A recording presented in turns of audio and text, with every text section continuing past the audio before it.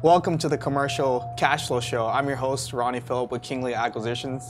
I'm here with my co-host, Kenny Wolfe with Wolfe Investments. Hey guys. And we're going to talk to you today about how to get started in multifamily and doing your first deal. So today's guest is Mark Kenney. So we're really excited to show y'all how to get started in multifamily investing. Stay tuned. Propelio TV is sponsored by Noble Mortgage.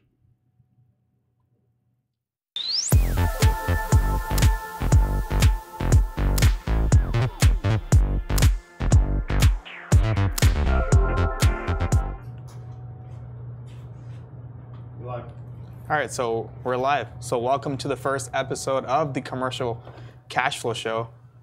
I'm Ronny Philip with Kenney Acquisitions, and I'm here with my co-host, Kenny Wolfe with Wolfe Investments. And today's guest on the show is Mark Kenney with Think Multifamily, and we're going to talk about how to do your first deal and how to get started in multifamily. So excited to do this commercial real estate series on Propelio TV. So I want to thank Propelio.com for hosting us.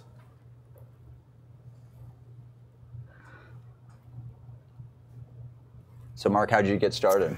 So for me, first, thanks guys for having me. Really appreciate it. You know, we've known you for a while, and Ronny for a little while too. But I grew up in Michigan. I ended up loving real estate as a young kid, but did the normal thing. Went to college, became an accountant, CPA. I started buying properties when I was 22, small properties. I was an IT consultant, kind of did a bunch of different things. And then 2013, my IT business was doing really well. And frankly, it caused a lot of issues because I was working 85 hours a week consistently and pretty much ignoring my wife. It caused problems. So I said, she said, you need to do something different. So I said, I better listen. She's getting serious now, which she was. So I said, I need to start syndicating deals if I want to increase my income enough to be able to replace my IT income. So I took about a year to find my first deal. Got my first deal. I've done probably about 30 deals since then. Probably about 4,500 units we've done. We sold some too. And that's kind of how I got started with it, syndicating. So how'd you even think that multifamily was the thing to do out of all the different things? Because a lot of one pattern I've observed in multifamily is people from the IT industry come into multifamily. And engineers, yeah. And engineers and really succeed when it comes to this kind of stuff. So how did you pick multifamily out of all the different facets of real estate? I think for me, like you mentioned, kind of IT, CPA more, it makes sense someone needs a place to live. And for me, I started buying when I was young, but I looked at other things too. And even recently I've looked at more things like, self-storage. I like a lot of those different things. But at the end of the day, everyone needs a place to live. Not everyone needs a retail shop. Not everyone needs self-storage. I can bring my stuff to my house if I have to. Even though I don't want to, I could. So fundamentally, it's the number one need someone has. Unless they're going to live on the street, they need to live somewhere. And when I was growing up, I saw my uncle was starting to buy small properties here and there. I really wasn't doing that well with it, but I was like, I want to start looking at properties. And at the time, I only had enough money to buy like 2 units, 3 units, 4 units. I couldn't buy larger properties, but I knew I wanted to buy larger properties. I thought I couldn't do it. Yeah. So whenever you started looking at these deals, like, what was the whole mindset behind it? Because I think that's really important. And I'll expand on how I got started too. Is like whenever you're getting into multifamily, right? Like, did you have a specific number of units you wanted to buy the first time, or how did that all work? I wanted to have. I didn't want to self-manage. Okay. So I was managing my properties I had in Michigan. I had some actually in Dallas too, small, and I didn't like it at all. So I said it needs to be big enough. A lot of people will say 60 units and above, you can have professional management. I actually like it probably a little bigger than that, maybe 90 to 100 units or doors they call it. But the first deal I got was 64 units. Where was that? Mesquite. Mesquite. So Dallas-ish area. And Mesquite is a very interesting market for sure. Walk us through that deal and how you got started, like, what capital you had to raise, all that, loans, everything. Yeah, so for that deal, the seller is 232 units right next to each other. And he was only selling one of the 32 units. But the broker said, hey, he has another property next door for sale too. So we'd look at that one as well. And it was listed. So one was listed, the other one wasn't. Looked at it, liked the property. It was mid-'80s construction. One was built as condos, so it was a little bit nicer construction as well, in between two highways. So I said, I like the deal. But I was scared about raising capital. I never had raised capital before for anything. And I tell people, which is true, I probably asked my dad for money twice my entire life, no joke. And there's a reason I only asked him twice, right? Because the response I got when I asked. So I'm like, okay, I won't ask him for any more money. So it was something I really had to get over. And for me, it was about $1 million raise. Okay. $3.9 million purchase price. Which at the time, I was like, hey, it's, whatever it was, 62 a door, whatever it was. It seemed a little bit higher, but it was better construction than a lot of properties we were looking at. We got a loan. We got a Freddie Mac loan, which generally speaking, on a small balance, you don't get any rehab dollars. So in rehab, we had to raise the money for it. Right. How much is rehab? It was about $2,500 a unit, so not really too bad. Okay, so exterior was good. Interiors were just dated a little bit. And then we got a 10-year loan on it, 30-year amortization. And I don't remember, the rate was like 4.92%. Somewhere there. What year was this? 15. Wow. 15. And we actually just refied that property. Oh, cool. So you still have it? We do. Yes. How much has the value gone up since 2015? Value's gone up a lot. We pulled out 92%. Wow. Of the equity. But if we would have sold it, we would have, made more, of course. But then you have taxes and things like that, so you have to look at both options. But it's probably worth around $6 million right now. Oh, great. We paid for it. So, and a lot of that was due to operations, but we also have to give credit to the market. Mm-hmm. Right? Everyone thinks you're a genius, but at the end of the day, the market has a lot to do with it. It's a timing thing, and we happened to get in the market at a good time. It didn't have an office on site. We had an office, so somebody was there, people come by. Things like that we had to kind of change. But there are a couple of things I would definitely do different. I did it over again. What would you do differently? So one, we should have raised more capital. Okay. Frankly, we raised basically what we needed for rehab, and we should have raised. It wasn't a big deal. So even if it was $50,000 more, that would have made a big difference. It would allow us to do more things we wanted to do because things come up, like every property, right? Things you're like, oh my gosh, what came up? That's why we always use working capital. We always have a contingency. I tell people I've never been concerned with having too much money in the bank, but the opposite's been true. So that's one thing. We learned some lessons too, just about when we did due diligence. After we did it, it had 2 vacancies. But when we closed the property, the day we took over, there were 5 vacancies. But our contracts now will say that we get a credit for any vacancies, that are there at the time of closing. So we get a credit back. So we've, basically learned some lessons. We've probably added 20 kind of key things to our contract that probably have saved us, hundreds of thousands of dollars over the years of buying just by adding a couple sentences to our contract. I also think reality is that we probably distributed too much too early. We were doing really well, and we should have held a little bit more of that back. Yeah. So that was something we could have done, I think, differently. And then you get yourself in a better position that way. And if you have the money sitting there, there's nothing wrong with having money sitting there for a while. You don't want it sitting there an extended period of time. In some cases, maybe it's money you give back, but we should have used some of that for that extra cushion that we didn't really have. Oh, that makes sense. I think, building up reserves and whatnot is really important when doing your first deal. Well, that's the thing too. I mean, Kenney knows real well too that Freddie doesn't require a reserve, right? So, but that doesn't mean you shouldn't reserve. No, you got to do that monthly rollover to that savings account out of your operating account every month. So it's usually $300 a month or sorry, $300 per year per unit. But reality is, in a lot of cases, your property might need more than that too. It just depends on the age. I mean, if it's a 60s property, it's going to need more than something built in 2000. Chiller, we have a chiller system in another property, HVAC units. You don't get any. A lot of these things you look at, and you say, well, I'm going to improve the property, but you don't get any more rent necessarily for, fixing the roofs or, replacing HVAC units, things like that. People expect that. So when you're looking at your rehab budget, you need to say, well, how much of that it will turn into tenant-facing things they can see, like a backsplash or a cabinet refacing and things like that. So you have to be careful about that as well. Awesome. Right. Kenny, let's walk through your first deal. So our first deal, I guess just a little bit background on me too. So we've invested in, I think we'll be at 3,500 units by the end of April in 5 different states, multifamily. We're in 5 too. Yeah, you're in 5 too. So it's good to spread your wings and get into multiple markets. They're not always on the same cycle, and you can find those cities where they're not the mature cities on the buyer side yet. So it's good to do that. But we got going in 2010.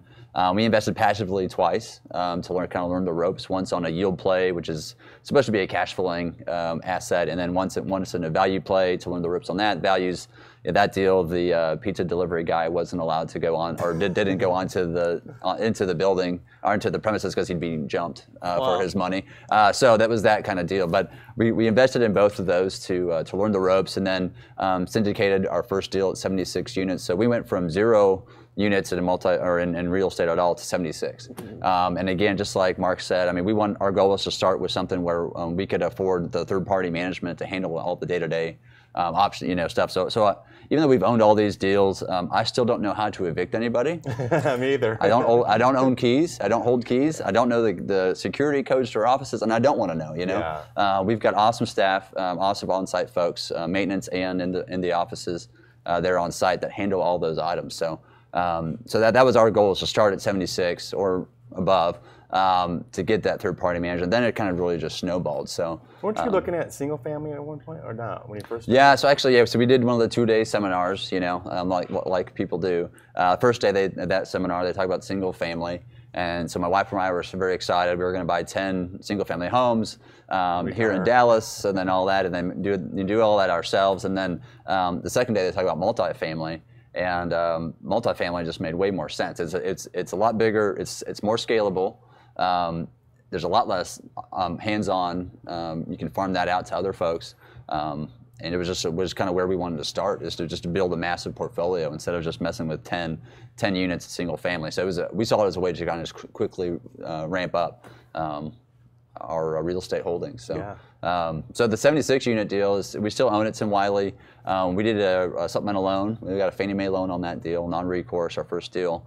81% leverage. I'll never remember. That was pretty awesome to get over 80. That was awesome. I still don't know how we pulled that off, but we did. But it was a 82 construction deal, 76 units. Wiley is a suburb of Dallas, Texas, if you don't know. Definitely the growth path. Now, Wiley today is 96% built out. So we're sitting really pretty. Wow. There's not a lot of B class there in town. There's one other 80s constructed deal, but they take Section 8. So ours looks a lot better. We're also better located. We're right across the street from elementary school there in town. So we still own that deal. We did a supplemental loan, I think, by month 30 and pulled out 100% of our initial equity. So we still own the property to this day, and it cash flows quarterly to our investors. And then we got 0 of our money in the deal, which is awesome. Explain supplemental loan. That's a good point. So supplemental loans are where you go to Fannie Mae. You've got this initial loan, and then we do our business plan, increase the net operating income. That's how you value multifamily properties and commercial in general. So you raise the NOI through either making revenue better or getting expenses more efficient. So you do that. And then your NOI goes up. That means your value goes up. And so we go back to Fannie Mae and say, look, the value's up here now. They do an appraisal. They verify yes or no. And then you get a second loan, basically stacked on your initial loan. And so you get that back. We distributed almost all that to our investors. We kept about, I think, $100K for kind of a rainy day fund to add to our rainy day fund. So that's kind of how we did that deal. So now we own it, 0 of our cash flow in it. We bought it for about $45 a door, and they're telling me worth probably about $100, $105 a door right now. So wow. We're sitting on a lot of equity. So now our debate now is amongst the investor group whether to sell it and pay capital gains on that, or do we just do a full cash out refi and pull out another $2.5 million and then own it for another 5-7 years and let someone else pay down the loan. So that's kind of what we're debating right now amongst the investor group. So. That's one of the advantages. You're not giving tax advice to doing a refi or supplemental loan. If you reinvest that, then it's tax-free, at least deferred. Tax deferred, right? Yeah. Right. People say tax-free, but reality, it catches up to you at the end. Unless you die first. Yeah, yeah, true, true. So I don't know if that's a benefit or not, but it's true. But reality is, when you're comparing a sale versus a supplemental or a refi, you have to look at that. Right. Well, and also too, it's not just the capital gains, because we take depreciation on the cash flow, right? And so the IRS claws that back. So not only are we paying capital gains, but also we're going to, give up all that tax shield that we used if we sell it. So, so you have to look at the asset too. It's hardy plank. It's a brand new roof. We had a huge hailstorm, and the insurance company invested $10K a door into our property for us because of that huge hailstorm. So, I mean, it's got new windows. I mean, it was a massive hailstorm. So that's the other thing too is what kind of systems are you working with? Is it individual HVAC or chiller? Roofs, things like that. Chiller too. More people probably don't know about that than they do, but we have a chiller system. Do you have any chiller? I do. I wish I didn't. Yeah, so I do too. We have 208 doors, chiller. So it basically means one central place is heating and cooling all units. And we actually had it go down in July and August, a couple of years ago, maybe 3 years ago now. And this is in Texas? In Texas. Okay. So it gets a little warm in July and August here. Yep. And it's a problem. It took 3 weeks to get the chiller fixed. And that's residents upset. The city. The city, I'm city sure, calling, came out. Yeah, and then you might be out buying AC units for everybody. Right. So, There's so that. it's a good point about the physical characteristics when you're looking at a building, the hold or not. A lot of people just want to go in, buy properties, and sell no matter what. I think you and I are more similar. Where we're like, well, why? If you like the property, do a refi or supplemental loan. Right. Because if you don't, you sell it, you're going to go pay twice as much or 2.5 times what you paid 5 years ago. Right. Where can you find the replacement for that cash flow? Right. So, right. Yeah. I think that's really important because, I think a lot of models teach, sell in 5 to 6 years. I actually think it's better to hold long term and refinance. What are y'all's thoughts on that? Personally, I do. There are a lot of advantages, even tax benefits, to holding a property for a lot of people that make a decent amount of money. If you're a syndicator and you're doing your own deals, there's even a lot more tax benefits to doing that if you're a real estate professional and things like that. So to me, I'd much rather hold it if it's, like, to Kenny's point, it's a property that you like the characteristics of, and do a refi, supplemental loan, keep holding it. Yeah. And basically syndication is where we're all syndicators, which means we will bring other people in with us, and they'll partner with us, usually from a capital perspective or money. They bring money to us. We find the deal. We operate the deals and things like that, but we're bringing other people in to partner with us from an investment standpoint. And that allows us to buy bigger properties, nicer properties as a group, as opposed to each individually going out and buying smaller assets where it may take us more hours to manage those properties. Like single family, you can't afford the full-time management like we do. But it's a way to bring folks together, invest in bigger, better assets. And the passive has it spread across a larger number of units. So if you have 100 units, you have a few vacancies, not a big deal. You have a 10 unit, and you have 3 vacancies, which is what I dealt with. Yeah. I was 22, and I didn't have any money. So if a property was vacant, units were vacant, I was freaking out. Right. Plus it was recourse loans, which means we had personal liability, which okay, it wasn't a huge amount of money, but when you're 22, 23 years old, you get scared about that. Sure. Where we get loans now, and they're non-recourse, which means we don't have personal liability unless we do something really bad. You can dive into that, like the bad boy clause and whatnot, so that way people can understand what recourse and what non-recourse is. So when I had my properties, if I had a problem with it, the bank could come after me personally, my personal assets, and try to make me pay for things. Now we have $200 and some million in non-recourse debt, which means the lender, if a property has a problem, the lender can't come after me personally for that money. Now, and Kenney, we're kind of talking about a little bit too, the bad boy, carve out and stuff like that, is if you do something like fraudulent, things like that, they can, of course, come back after you. If you lie, steal, cheat, all those kind of things. And they should, right? They should come after you for that. But that's the biggest difference, is that once you start getting 5 units and above, that's when you have more access to non-recourse, which means you don't have that personal liability like you do with 4 units and below. Exactly. Yeah, I wanted to make sure people really understood that, because that's one of the benefits in investing in multifamilies. You can get the non-recourse debt. Right. So talk about like the first deal. Like, how did you build the team? Like, how were you able to find partners on the general partnership side, on the syndication side, and how were you able to find investors and raise capital? Because I think that's one of the most important things, the deal is very important, but even more important is the team. So talk a little bit about that. My team. So for me personally, I met a partner at a meetup. That's the other thing. If you want to go syndicate and raise money or do deals, you need to get out there. Meetups, events, whatever, right? I mean, yeah, it's inconvenient sometimes, but you have to do that in order to be in the game, basically. I met somebody at a meetup. We kind of hit it off.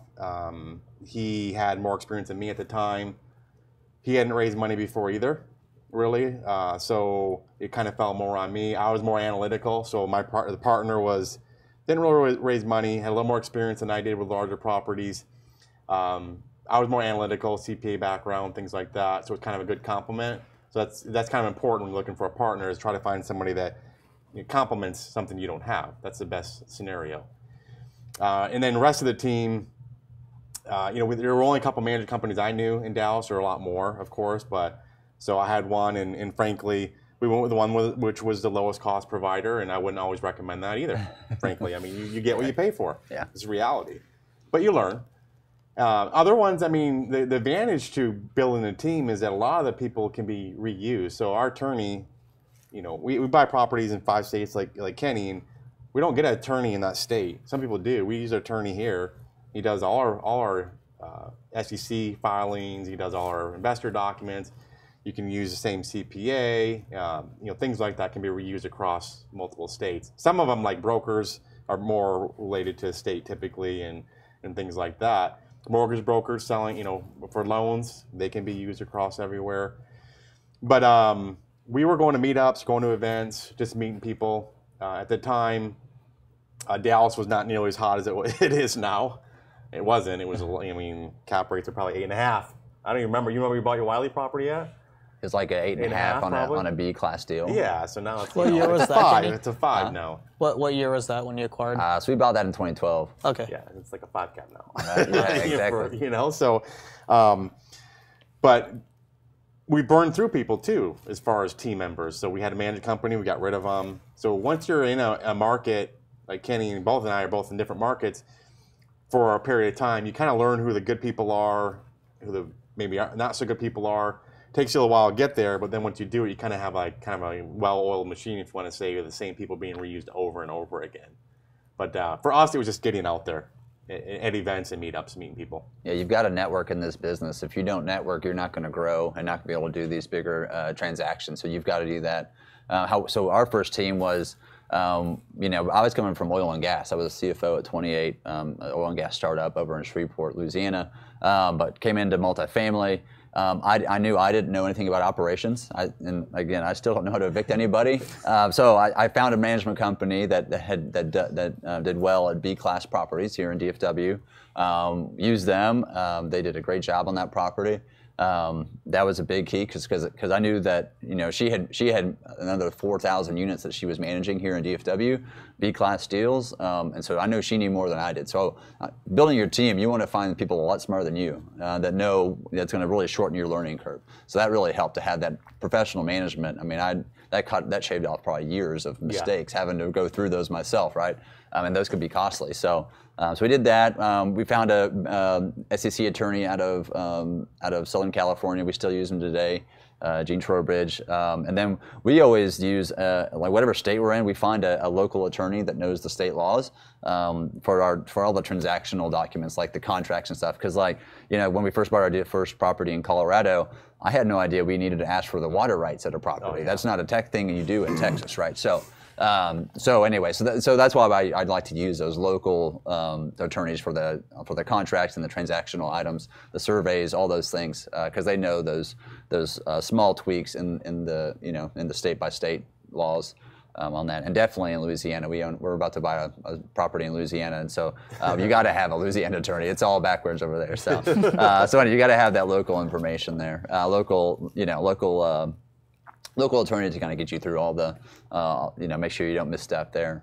And then recently we started vertically integrating with us. So I recently bought into a large stake into a property management company because I was, using third-party management companies. I had some suggestions; they wouldn't listen to me. So when they don't listen to you, what do? You should go buy one, right? So that was my answer. I didn't want to build one; I wanted to buy one. So that's what we've done. Now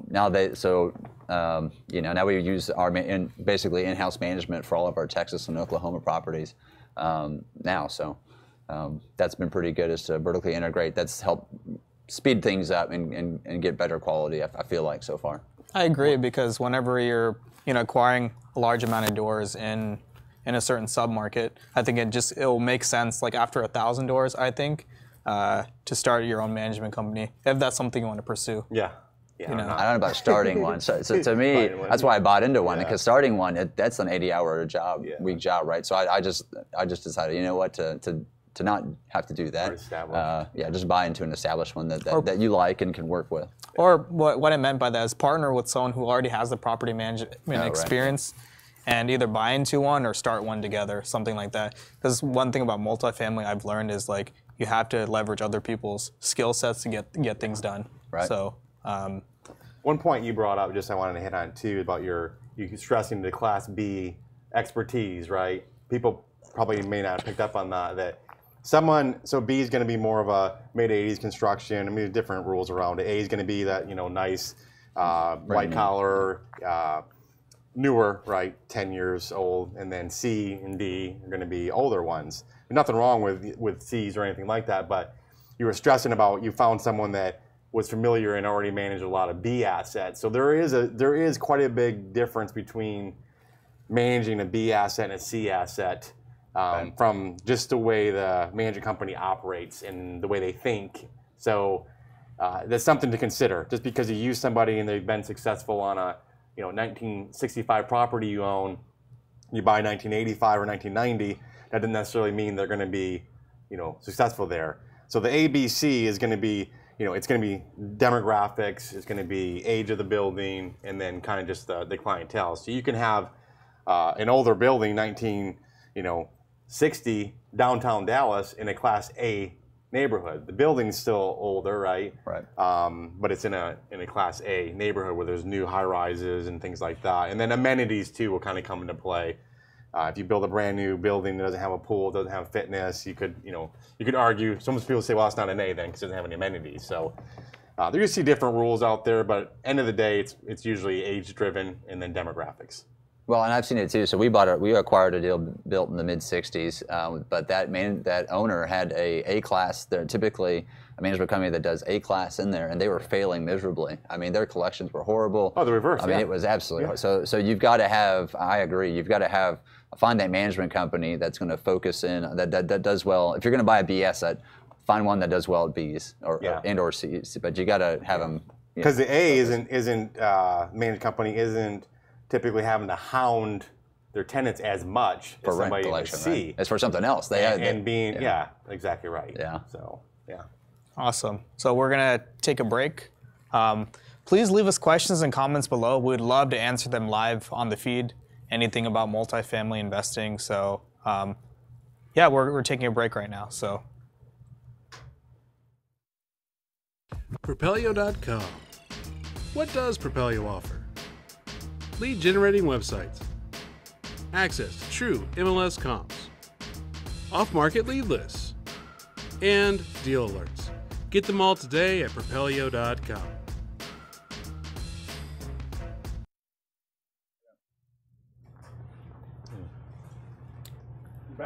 Okay, so we're back. So now we're going to talk about how to get started in multifamily. I think this is good because I'm here with the very, very experienced guys, and now I'm doing my first deal right now. So how to get started in multifamily, like Mark mentioned, I really, really think it's important to find syndicators and deal sponsors in the sub-markets you want to be in and partner with them. So what I mean by that, for example, I wanted to get into Atlanta, so who am I partnering with? Mark, right?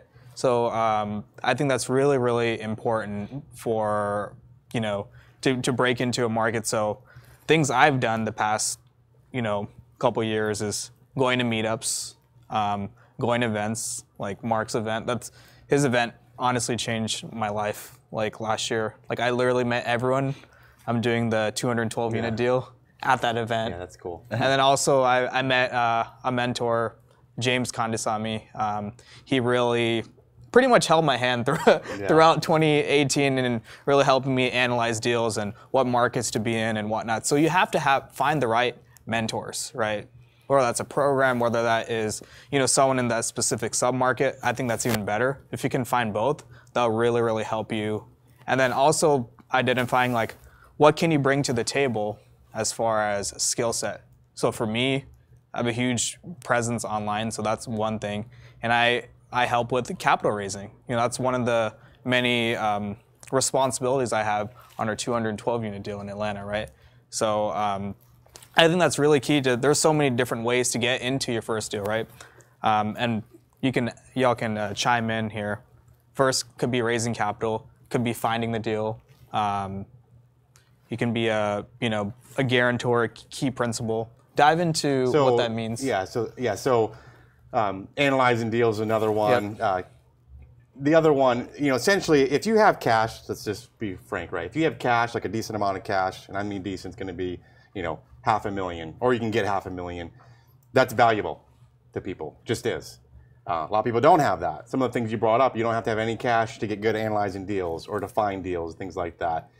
The other one, if you have a pretty good balance sheet or net worth or liquidity. So a lot of syndicators, I've been in a position before where I have money out in 4 deals, earnest money out. I don't have that much liquid. So someone else can come in and sign a loan with me, not because I need them for experience or maybe not even net worth, but they have the liquidity. So the lender, as a general statement, is going to want you to have a net worth of people, combined, of 100% or more of the loan amount and 10% or more liquidity after you close, just rough numbers. So if you have liquidity or you have net worth, you can come into somebody else's deal, and maybe get compensated for that and share in, if you have an acquisition fee or share in cash flow or refi or whatever it might be. That's a great way to get involved, and it's a fairly harmless, easy way to get involved. There are some people in our group who put earnest money down for other people. Put earnest money down, they get part of the general partnership for doing that and get compensated for it. And they're getting, start building their track record. We try to teach people what's the fastest way that individual person can get involved in a deal. So you're one. Kishan's another one, right? Raising capital for like 5 deals. So he didn't find deals. He doesn't even analyze them as much anymore. Other people do it first. He looks at them and raises capital. So that was the easiest for him. Eric Boland got involved in 2 deals because he got really good at analyzing deals. So you're probably naturally built, designed some way, good at analyzing deals, or you're good at talking to people, or you're not. And you can develop all those, but rather than taking the whole time to develop all these different skill sets, focus on the one that you're already probably, better at to begin with, develop that really deep, and then add value to other people through that skill set. I agree, because I was thinking on, with people beginning in multifamily, you have to identify what your skill set is. And you have to test things out. It could be you try analyzing a deal and it takes you 8 hours. You're like, okay, I might not be that good at analyzing. You can get better, right? And you can get better, yeah. But for you to become someone that has analyzed, someone that may be more of an engineering or accounting or whatever might be background, it's just going to take you longer to get there. Yeah, and it's we're wired a certain way, but obviously you can learn any skill set, and if you're coachable and whatnot. So if you're analyzing deal, if you're good at talking to people, I'm really good at that. So capital raising is very easy for me, right? And it's different things like that. Balance sheet, I mean, that's just a whole different level whenever it comes to that. Even Fannie Mae or Freddie Mac experience, right? Say a newbie doesn't have that experience, they're going to need a partner with someone who has the loan experience and agency experience, right? I signed on a loan with some guys I know that didn't need any help finding the deal, no help raising money. They had the net worth and liquidity, but they didn't have the experience. Mm-hmm. And that's what they brought me on for. And let's dive a little bit deeper on what that entails as far as Fannie Mae and Freddie Mac, because it's pretty much I guess you can say a club, to get into this agency experience. So I kind of want to dive deeper into that. Yeah, so like you mentioned, referred to as agency, but Freddie's a little easier to get involved with less experience. Just in general, they have a small balance loan, Fannie is tougher. Who signed with you? Did you have someone sign with you or not? So we got started. So we were passive first. So we did that whole route where we were on a Fannie Mae loan, and then you signed on somebody else's loan.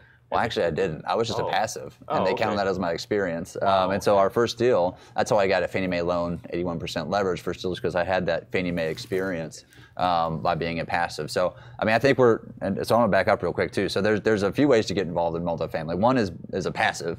So if you just want to invest passively, get the quarterly checks and access to these commercial real estate investments, or if your goal is to eventually be a deal sponsor, which is more what we're talking about here about the GPs and all that. I mean, that's a whole nother ball. So really, you got to ask yourself, do you want to be a passive or do you want to be an active? And then there's, if you want to be an active, there's steps to kind of short circuit, or not shortcut, I guess, not short circuit, shortcut, how to get to be a deal sponsor, right? So to me, I've always broke it down to folks, and I get this question a lot from folks we meet at these conferences and that we put on and on, how do I get started, right? I want to be a deal sponsor. So deal sponsors is kind of what we do. We find the deal, put it together, find the missing pieces to buy the deal, whether that's equity, or the general partnership, or things like that. We put the deal together. So that's a deal sponsor for those that don't know. So there's a few ways to get started. I went the passive route, and that allowed me to go on my own with no general partners or anybody signed on the loan for my first deal. So I was kind of on my own. That's one way to do it. Another way is to co-sponsor and bring someone in like Mark or I, or and then like how Ronnie's doing. They either, usually what happens is they find a deal that's off market, or they somehow fill a gap that somebody needs to co-sponsor. That way, they're teamed up with someone who has experience on the loans, so they're going to be on the guarantor on the Fannie Mae or Freddie Mac loan, and then they're able to go to once they do one or two of those deals, probably just one, and it's performing well on the loan side, then they're kind of on their own and able to go get a Fannie Mae or Freddie Mac loan on their first deal. Yeah, I think one of the hardest things we see is when people, they have the knowledge, they might even have money, but they don't have the broker relationships, right? Right. Yeah. And then they're like, oh, I don't have any deals. A lot of deals that you get to, I know we get, that are totally off market. There might be another 2-3 groups looking at them. In some cases, it's just us. We have a week to look at it, or it might be. But if you don't have that track record of closing deals, and you want to go try to buy a 100+ unit deal, it's pretty hard. It's very, very hard. So if you can call them up and say, hey, I'm partnering up with so-and-so, they own X number of units, and they already know the name recognition, you get that instant credibility. And that's how people in our group have been getting deals, is using our broker relationships. Somebody's used my name without telling me. That happened to me. They like name dropped me, and I heard from the broker. I'm like, no, I don't know who that person is. Okay, so that happened to me at a hockey game with a broker, maybe the same broker, and he's like, oh, so-and-so said they're teaming up with you on a deal. I'm like, I've met the guy once my entire life, and I'm not I don't even really know the guy. News to me. So it better be true. Yeah, exactly. Say you're going to partner with somebody, it better be true. Right. That's funny, though. Yeah, we all hear about it. It's this very small community here in multifamily investing. We all probably know each other or know of each other. Right. Here, so we all try to play nice with each other. I think that's important, because partnerships are the key to success in multifamily. I think because I wanted my first deal to be 200+ doors. I wanted to be a B or C class. I wanted to partner with you actually on my first deal, and I think visualizing it too. This is something none of these conferences or anything tell you, or meetups, right? You have to visualize what you want, and then take the necessary steps to go and do it. If you can clearly see in your head, like I knew that my first deal would be a large deal, 200+ units. So if you can clearly see that in your head, just the mindset behind it, you can start attracting that into your life. I don't know if y'all have done that whenever y'all were starting in multifamily. Did y'all go and, like what I did last year, like I walked tens of thousands of units. I mean, seriously, like like for example, James, he has over 1,400 units in San Antonio. I was like, hey James, and he helped me a lot. So I asked him, hey, I'm in San Antonio. I did due diligence walkthrough with him and whatnot for like 2 days, like literally just drove to San Antonio and did that. And I was like, hey, I want to see your portfolio. He called every property manager and said, hey, Ronnie's coming, let him know everything. He told me how much he bought it for, rehab, how much it's worth now. And that really, really helped me in visualizing But it was action too. That's action, the difference. yeah. A lot of people visualize stuff or dream about, wish about things. They don't ever take the steps. I want to be in better shape.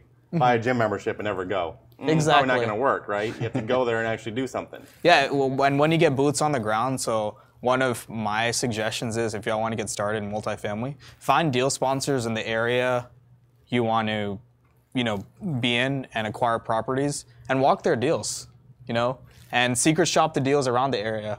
Why is Mark's deal performing versus the one across the street? Like, what's the difference and whatnot? And that's what really helped me, get really immersed in multifamily, and that's why I'm getting results even quicker. Yeah. So. Yeah, that's good. So I think, do you have any Q&A on here? Let's see. Do you feel like this is from Mauricio Wolfe. Do you feel like raising capital has gotten easier? Why and how? So for me, I think it's really based off belief systems. I really think raising capital is easy because I believe in the product I'm raising capital for. I really do think it's a good deal. The deals we're buying in Atlanta, right? So if you believe in it and it's actually a great deal, raising capital is fairly easy. But one of the things about raising capital is you have to network. You have to go to meetups. I think I go to meetups like 2 or 3 times a week now. Oh yeah. Like They say you could go every day in Dallas if you want to. But going to meetups, going to conferences like Mark's or any of the other ones in the area, going to conferences out of state. I mean, the amount of flight tickets I've booked this quarter has been crazy. Yeah, we went to Denver 4 times in 12 months, Yeah. We developed a lot of relationships there. And, getting people outside of your area to get to know you. So I feel like capital raising has been very easy, Do you have a comment on this one? Yeah, I mean, we, when we started out 8 years ago, a little over 8 years ago, at that time in the cycle, the deals were there. The lending was a little difficult. The equity raising was really difficult. So, I burned up 2 BlackBerries with the little scroll ball, raising money for that first one. It was only $825K, but that at the time that was a lot of money, and trying to raise that. So, now it's been easier, but I think it's gotten easier because of the track record. Also, too, I think the market's eased up. So now we're kind of a different part of the cycle where it's hard to find deals, but the lending is easy, and the equity is pretty easy to raise. So we're kind of at a different point, I think. And it's obviously when you're in your first deal, it's always going to be harder to raise money. Yeah. Your first deal. After that, it's going to get easier. It's definitely easier. Sometimes it's a struggle because you have so many deals going on at once. Yeah. Yeah. Could be a problem. Yeah. And and then people cherry pick, right? Hey, I like this deal better than that deal, or whatever it might be. So you have to be careful about that as well. But there's no question that you'll get a lot of repeat investors over and over again and start building. And there are ways, I won't go into all the details here, there are ways to raise money legally from accredited investors only, as long as you say it's for accredited and third-party verify, by advertising. Now, if you have no experience, no track record, good luck. Right. Yeah. Not gonna help you. We've done it before. We're doing it again. And you can actually do that. So just it's been around since 2013, nothing new. A lot of people don't teach this and people don't do it. You have to be careful because of the fact that maybe your investors aren't accredited. Before I used to have a lot more investors that weren't accredited. So they're like, oh man, I can't get into this. And like you just alienate 75% of your investor list. Now it's a lot lower than that, right? As far as percentage wise. So it's something to consider before you do something like that. And I wouldn't recommend just doing it if you don't know what you're doing. Wow. No, exactly. Raising money in general is Right. a general statement. You need to know what you're doing. Yeah, you definitely do, and that's why partnering with people is really, really important, and also checking with guidelines with attorneys and whatnot. Because there's with raising capital, you do have to be careful with the different deal structures. It's a security, so it falls under the SEC regulations. So no doubt, if you don't know about the SEC regulations, you need to find that out before you start raising money. Yeah, find the attorney that will walk you through that, so you don't make a mistake as per the SEC. So. Yeah, exactly. Yeah. Next question, Lynette Jones, where do you find your investors? Where I've found them is through relationships, right? That's been key for me, going to conferences, building an actual relationship with these people is really, really important because you can go to these conferences or meet up and You breathe on someone and then they hand you a business card. It's like, I don't work that way. I want to sit down, get to know them, grab lunch, see what their goals are, and see if there's opportunities that align with those people. So going to conferences, like Mark's or any of the other ones, like Kenney's conference, which I met a lot of great people at y'all's conferences. And that's how I've really been finding it. And then your friends and family as well. You never know who's going to invest in your deal, so that's why it's like really educating them on that. So that's where I've found my investors. What about you, Mark? Yeah, same. Getting out there, events and things like that. But the other way, a good way to do it is to provide something of value. You have a website and you have something, like we have 22 questions to ask before you invest. It can be whatever, but something you produced, right? And people, hey, I want to see that, and they give you your email address. You follow up. And then start, like you said, start building a relationship. So giving something of value to somebody, end of the day, you want to capture some piece of information, email, right? That's what you want. But doing that will help start building the list, and it's slow. But then also doing things where people know that you're actually doing something. So if you just said, hey, I'm a real estate agent, and no one knew that you're going to be doing apartment building until you got your first deal, it's too late. Mm-hmm. People should see it. You should, and you did do it, right? You're posting stuff out there, walking properties, posting stuff out there. I'm looking at a deal, or people post, I'm analyzing a deal. So people see, hey, this guy's really been active. He finally got a deal. It must be a good deal. So don't wait till you need the money to start doing that. You need to start doing it today. You need to start doing it early. You need to prepare yourself for, raising equity. You got to start letting people know that, hey, I'm in multifamily. I help people invest in apartments. That's how I've, raised, money pretty quickly with the deals we have in Atlanta and whatnot. So I think that's really important. Kenney, how did you build your investor list, and how did you find your investors? So initially there was a lot of networking, and then a lot of, lunches, a lot of Starbucks. Starbucks was my satellite office. That's what I felt. Just cheap rent, just a cup of coffee, right? So that's how we started out. Now we do, we host a monthly meetup here in Dallas, Fort Worth. We started putting on the Multifamily Investor Network Conference. First one was in Houston a few weekends ago. 220 people showed up. That was awesome. So that was awesome. A lot of guest speakers that flew in from all over the country. Wrote a book, so that's on Amazon. But different ways to kind of keep in touch with folks and meeting new folks, and that's kind of what we do to promote that. That's why we have host our monthly meetup. That's why I show up on a Saturday and miss my kids and wife. Thing, right? But you got to do it. Yeah. It's part of the job. So right. No. We're all doing the same thing. Get out there and do something. Right? Exactly, right? Because if you're just sitting at home, crossing your fingers, hoping to run across a multifamily deal, hoping investors come to you, it's not going to happen. Right. It's not going to happen as fast either. So you got to really get out there. I'd recommend going to all the different commercial real estate focused. That's another key.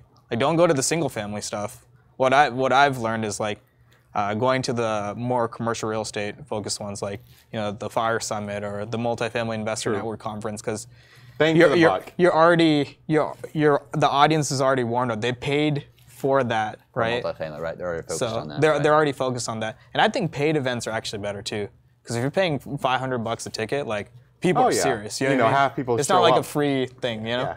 Half people don't show up at our meetup, right? They RSVP and they have to show up, right? It's reality. Yeah. It's free. Yeah. So next question, Lynette Jones. I worked for a commercial real estate firm when I lived in Minnesota, but don't have many connections here with commercial. What's the best way to get started in commercial? So I'll start off with that. Find the sub-market you want to be in, and find a deal sponsor that's already doing deals there. That has been the fastest way I've gotten to Atlanta. Right? I've seen people too that had zero multifamily experience, but go ahead and create a meetup group in their local area. So I'm speaking at one over in LA in May, and Powell Chi, he's got a meetup there. He's got 50 people that show up on a Saturday, and I think he's done 2 multifamily deals. Maybe one at that point, but it was he just had to start his meetup group, and it's built really quickly. By promoting on social media and other things like that. So that's what I would suggest too, is even if you maybe don't know anything about multifamily, but line up speakers for multifamily. We will travel, I promise. Get us on a plane in front of people. We like to talk. Yeah. So, It's true. It's very true. Yeah. We're not shy. Awesome. Well, when we come back, we're going to do more Q&A. keep the questions coming, guys. This is the whole reason why we brought commercial real estate to Propelio. We want to make sure we answer y'all's questions. So, and then we'll come back with final thoughts on this topic. Propelio.com. What does Propelio offer? Lead generating websites, access to true MLS comps, off-market lead lists, and deal alerts. Get them all today at Propelio.com.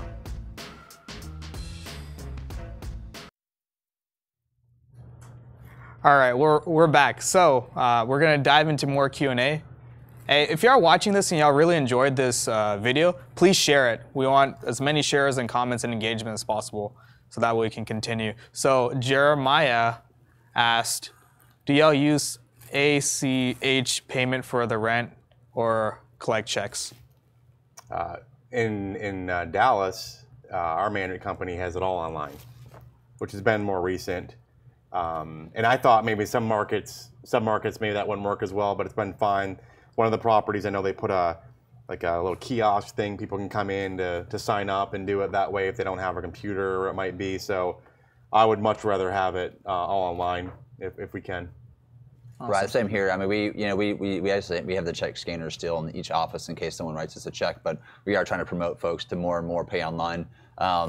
One, it just directly goes to the bank, but also two, it also frees up our manager's time. She's not having to spend up as much time running checks through a scanner when she can do more leasing or more on-site stuff. Yeah. Okay, so next, thank you all so much for answering that. Next question, Big Brother InLife. Can you recommend any programs or mentors for teaching multifamily? None.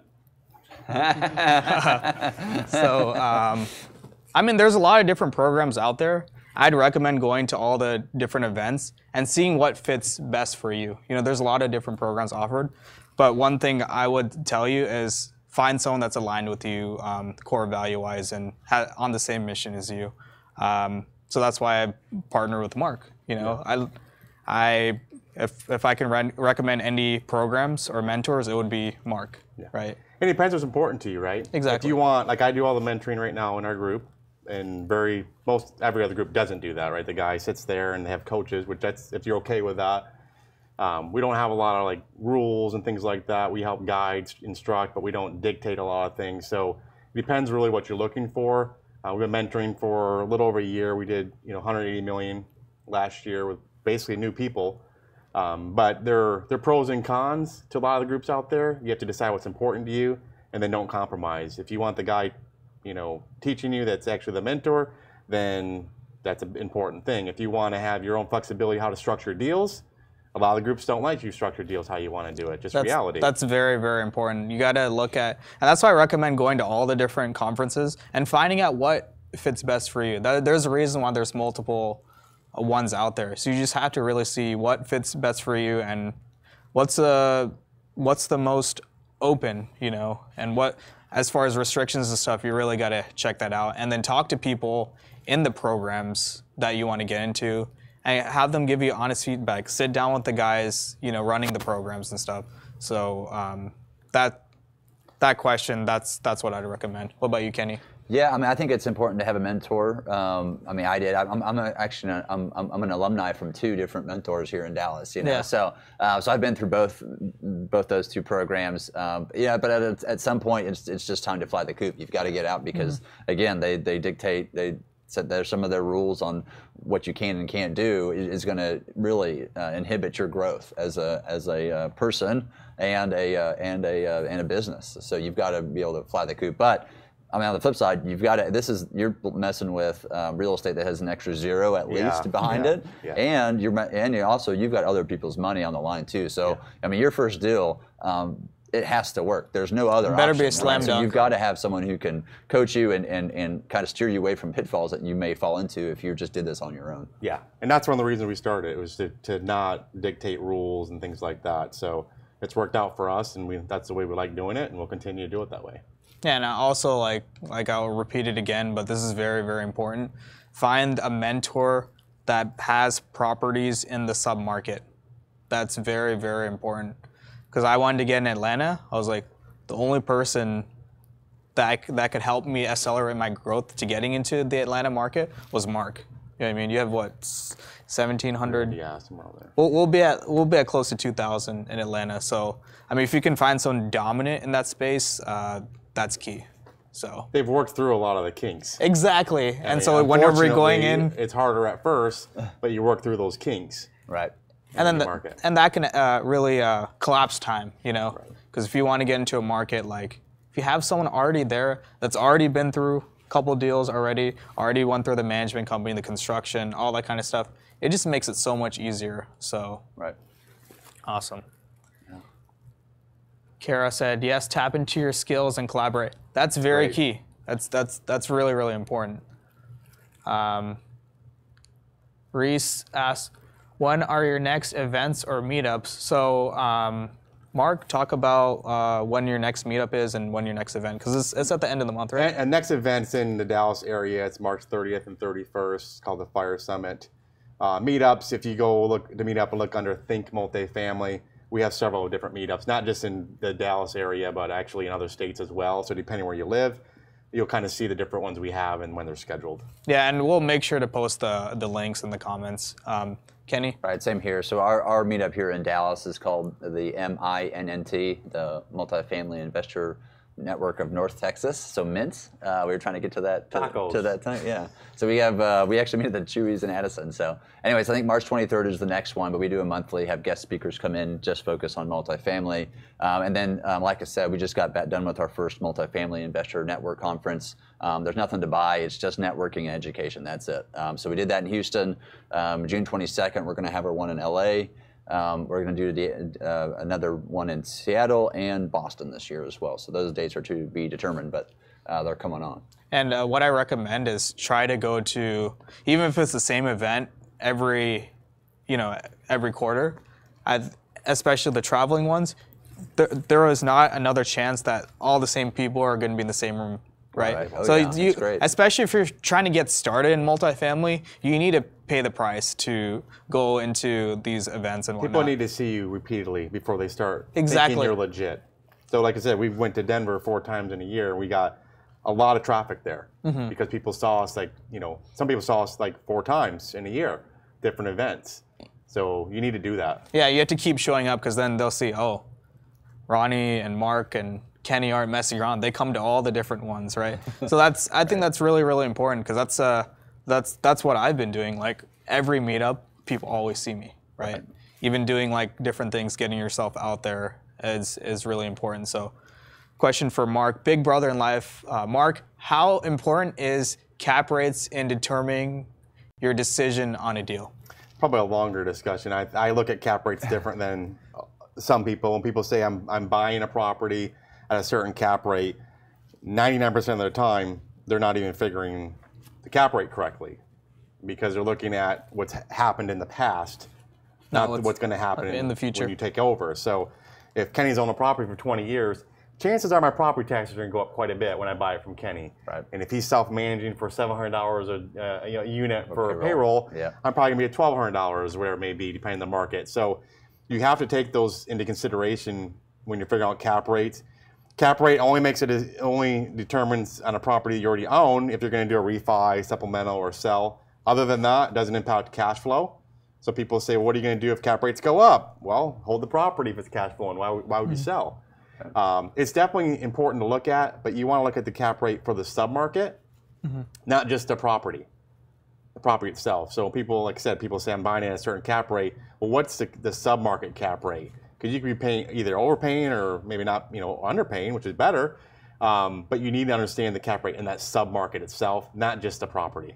Also, too, to Mark's point, too, you go on LoopNet and you see these things, which, I've bought one deal off LoopNet, so I got to give him props on that. But you go to LoopNet, there's a 10 cap. I'm like, well, but you dig into their expenses. They're like $2,500 per unit per year, which no one can run it at that. So there's ways to manipulate from these sellers and brokers what cap rate you're buying it at. So yeah, we're the same way. We look at how we're going to operate it on our expenses with our property taxes and insurance and all that. so that's the cap rate that we look at. But we've bought cap rates as low as probably 3%. But it's because there's some story of value add where this guy just doesn't know what he's doing. The rents are $200 rent below. Right. You know, so we've done deals like that and bought deals up to probably a 10 cap. So it just really depends on the story behind the property. Yeah, it's a great point. It's not as important in my mind, because Kenney just gave an example from a 3 cap to whatever. Why would someone pay a 3 cap? Well, because there's room to make it a lot higher. So you need to be cautious of looking at cap rates. And when someone says, hey, the cap rate, there's something on Bigger Pockets yesterday, someone said, hey, it's a 10.49 cap rate. Like, based on what, you know? Yeah, there's no way. Who told you that? The broker? It's it's not reality right now. So you need to know what you're doing before you start looking at cap rates. Also, another thing about cap rates is what is the exit cap rate? I think that's really, really important. Dive a little deeper on what that is. The exit cap rate is where you're trying to predict what's going to happen over time. And if everyone right now, most people think that the cap rates will go up from where they're at. In some markets it will, and maybe some markets it won't. Nobody really knows. It's something that none of us here sitting or in the world can control really per se, but it's going to happen. So for us to look at cap rates and say, well, what do we think is going to happen? It depends whether it's an A, B, C property. It depends on the market. Some markets like Dallas has been compressed so much, 8.5 cap down to a 5 cap right now for a B probably, right? So when you say I'm going to sell in 5 years from now, we use an escalator, so an annual escalator, and it's depending. It would be different depending if it's an A, B, or C, and we'll actually escalate it per year, because it doesn't happen like overnight where it goes from a 5 to a 7. It happens over time. So if you're really trying to figure out what your projections are, you should look at the cap rate, in my mind, on an annual basis and escalate it up per year. If it doesn't go up, great. We all do better. But reality is it's probably going to go up from where they're at today. I think we should define cap rate. Do we need to define that? Go ahead. So a cap rate is the, so we talk about, let's say we'll just use a 10% cap rate, right? So 10% cap rate is if you paid $1 million cash for this property and it spits off $100K worth of net operating income, that's a 10% cap rate. So that's kind of the easy math there. But like Mark said, that's the art form to what we do is the cap rate. We can all plug in. The rest is data entry and science, right? We know what the rents are. We know what the surrounding market, submarket are, rents and occupancy and all that. That's the science part. Cap rates are the art. So that's the thing. Just for newbies, you just got to get into the market and ask. I mean, how I did it when we go to a new market. How I do it is I go to the local appraiser. And those appraisers, I think they lock them in a box or something because they don't let them out, because they'll talk to you for free for like an hour and a half on cap rates in that specific market. So I've done that quite a few times on each market when we go into, or I found the local appraiser, talk to him, and they just chat your ear off. And I ask them, through kind of 3 points. 2008, what were the cap rates?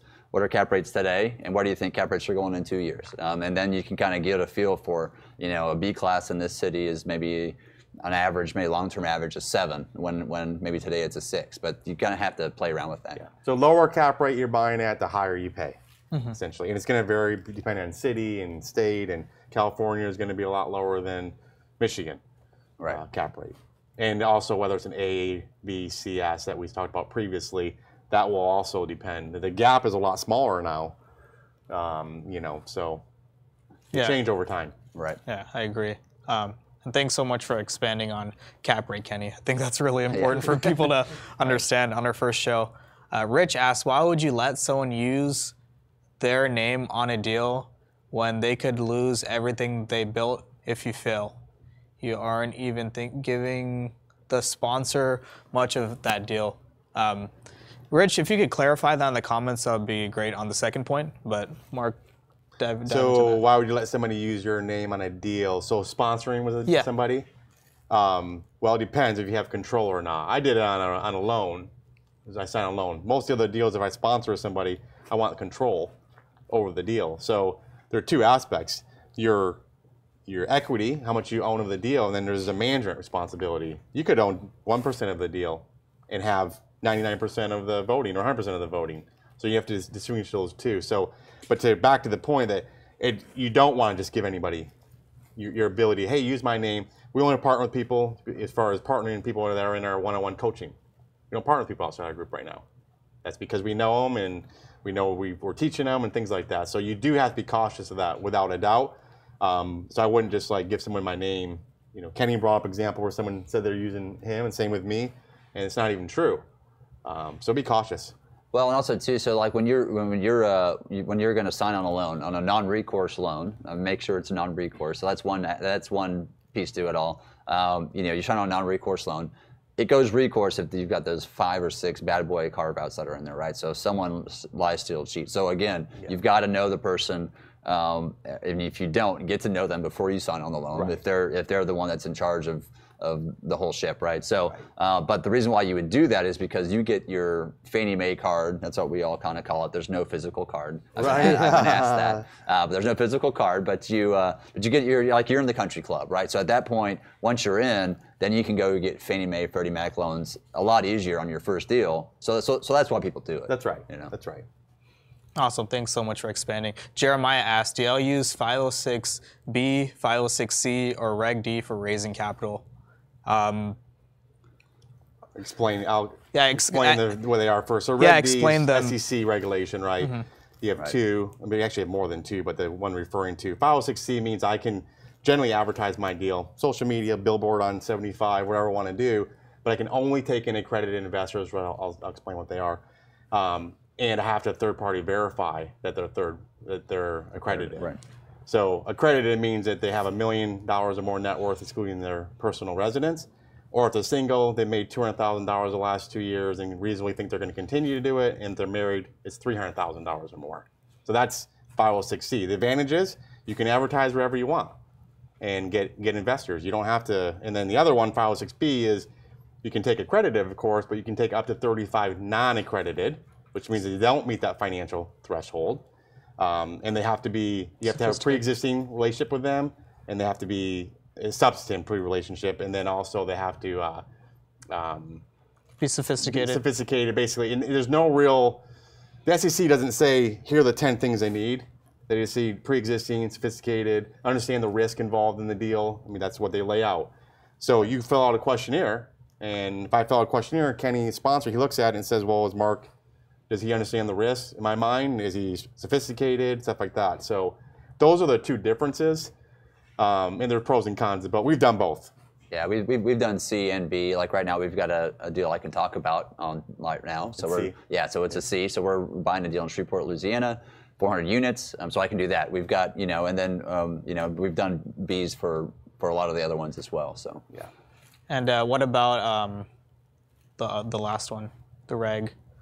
Well, Reg D is kind of the overall arching. Mm-hmm. You have 506B, 506C. You have other ones under that. There's others below that. I mean, all kinds of stuff. Yeah. So, but if you say Reg D, 506B, 506C, that's what people that we deal with. Awesome. Rich asked, wouldn't it be easier to do a joint venture rather than syndications? My Depends opinion. on how much money you got. Yeah. It's money, right? So, Rich, if you want to reach out to us, I'm more than happy to talk to you about a joint venture. But you think about, this first quarter, we're going to raise $23 million as a group, right? Yep. So, I don't know a lot of people that are just going to throw $23 million or bring 4 or 5 people. Are they going to have $5 million a piece to put into a deal versus bringing, $75,000 or $100,000 investors? Investors, yeah. Yep. Awesome. Genesis asks, how do you decide what locations you want to invest in and in the state and city? That's a really awesome question. Thank you so much for asking that. That's like a whole show. Yeah. That's a whole show. We might, Kenny and I might just do a show just on that, but let's dive into it briefly. I mean, it's typical job growth, population growth, easy to evict, landlord friendly, business friendly, supply. Diverse economy. You mentioned supply. There's limited supply. They can't build in that area. It's strapped, right? But that doesn't mean, we buy in Memphis, and Memphis is just steady as far as job growth, population growth. But the deals we have there have done phenomenal. So there are other incentives. There's tax incentives there to buy multifamily that people don't even know about. So there are a lot of other things you want to look at. Strange as it sounds, weather. Why are people moving to the south mostly? Because winter in the north, where I grew up, and Kenney grew up, isn't fun.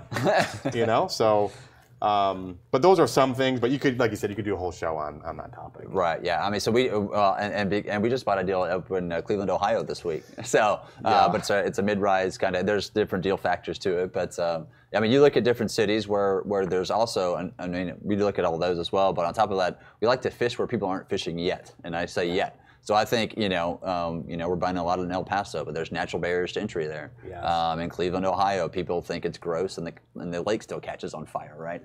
So there's you've got those things going against it, but that's great because it keeps a lot of the other sponsors and the other investors out. Yeah. You're not going there to live there. You're going there as an investment. Yeah, I'd say Cleveland is great in the summertime. Yeah, those 3 months are great up there, just like Michigan. So, yeah.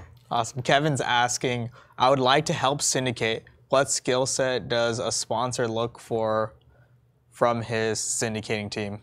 There's many skill sets we covered, so I guess kind of quickly go through it again. Well, kind of some of the 5 we as far as finding deals, analyzing deals, signing on a loan, is it KP or net worth, liquidity or experience, raising capital. Yeah, raising capital. Yeah. So those are the main ones. It's hard. Someone's brand new, thinks they're going to just go out and find a deal, and in reality, it's very hard for someone to do that. Especially today, there's so much competition for these deals that you've got to partner up, and that's how you kind of are going to get started. Like we've sold deals, and I would never sell to a first-time buyer. I wouldn't. I don't have any confidence in the ability to close the deal. Right. So I'd even take a little bit lower price and get somebody that's experienced to buy the deal. I agree. I think that's important.